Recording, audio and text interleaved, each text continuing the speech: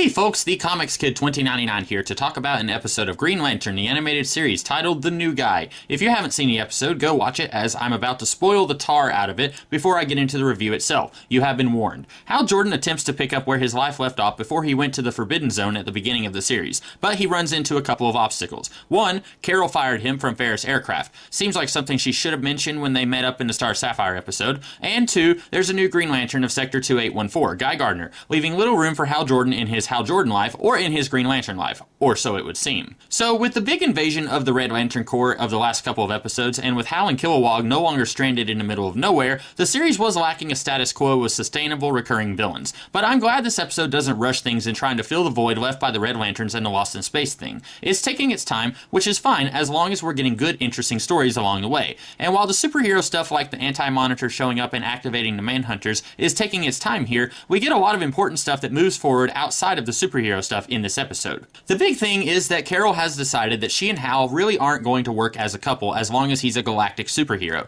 Now normally I don't like it when creators working on superhero stories feel like the hero cannot be in a stable, committed relationship. I get it, you're working on a long-term series and you want as many sources of drama as you can, so you want the hero to always be struggling in a relationship that might end at any moment. If he or she is happily married, then the drama feels lessened. But you can still milk drama out of a married couple. Different kinds of drama, sure, but it's not less interesting, especially since I would wager most people are probably coming for the punching more so than the character relationships. But in this case, I think Carol, and whoever agreed with Carol enough to make her opinion a plot point, has a point. It's not like Spider-Man or Batman, who is pretty much localized to just one city. Green Lantern has an entire sector of space, and that's the best case scenario. Hal certainly didn't plan to get stranded on the other side of the universe, but the fact that it happened shows that Carol has a right to be skeptical about trying to start a relationship again. And not to dump on Hal too much, but he doesn't seem all that interested in trying to make this relationship work. Sure, he says he is, but he tells Carol he will show up for dinner at 5, and then when Guy Gardner shows up and says Hal has been replaced, Hal seems more interested in at first slugging it out with Guy, and then teaming up with him to look for a missing professor.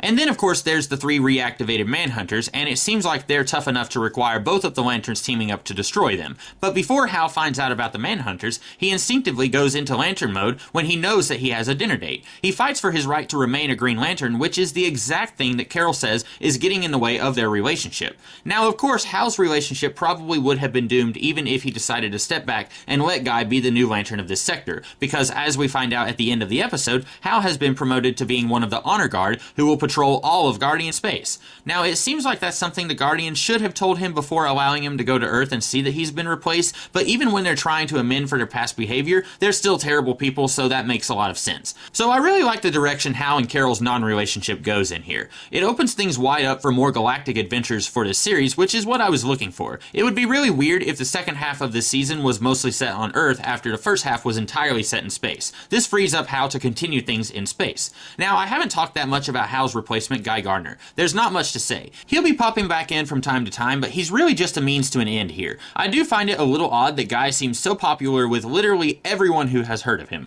The people of Earth who don't know him personally, okay, I get that, but the Guardians and Salak seem to like him better than they do Hal. And I get it, this version of Hal bucks authority and plays by his own rules, so everyone who does do what they're supposed to do might not like him very much. But then why the devil would they like Guy? He's even more of a butthead than this version of Hal. He definitely doesn't like playing by the rules, so why would Appa like Guy? I get it, it's to make Hal feel like he's been replaced in every aspect of his life and make him feel really lost because not only has he been replaced, but everyone likes this new guy more than him. But speaking as someone who doesn't hate Guy Gardner, like some people do, I thought everyone kinda hated him, at least in universe, so that was a little weird.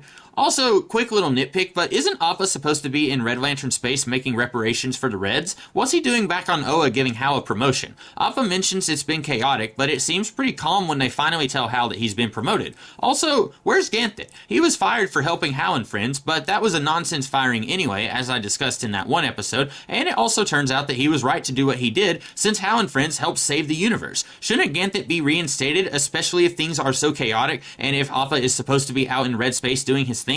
Overall, I like that this was a Hal-centric episode that takes its time redirecting the focus of the series and giving us some new elements to play with later on. I hope you guys liked this episode and this review, and if you did, be sure to like, share, comment, and subscribe, and I'll be back next week to talk about another episode of this series. In the meantime, keep it loose, and I'll see you then. Have a good one.